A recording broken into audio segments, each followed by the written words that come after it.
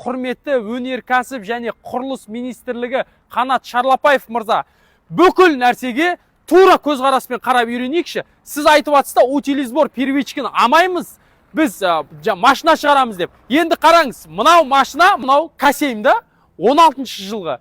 Осы машинаны 5 миллион мен 6 миллионның арасында әкелуге болады. Енді біз, шешесіне рахмет, осындай машина шығара аламыз ба? Біз бұндай машина шығара алмайтынбыз. Ақиқатта біз машина шығармай-ақ қойық. Біз шешесіне рахмет, одан да бар ма? Утилизбор первичканы аптастайық та, біз өнеркәсіп, жаңағы сауда саттық, ет, ауыл шаруашылығын дамытайық та, одан да ет сатайық, бидай сатайық Европаға, мына Қытай көршілес мемлекет. Пәленбай миллион халқы бар, қанша миллион тонна ет апарсаң да өтетін. Шешең сілең, мәшіне шығарамыз, телефон шығарамыз деп, қумай шешең сілең, тура қарап үйренейікші бүкіл нәрсеге. Күйіп кетесің ға кейін ау. Просто күйінетінің машина шығарамыз, телефон шығарамыз, тура қарайықшы. Ата бабамыздың да кең қалдырған байтақ жеріне, бидай егейік, мал бағайық, шешесіне рахмет, ауыл шаруашылығы мықты деңгейге көтер жерсек, 1,5-2 миллиард Қытай отырған жоқ па?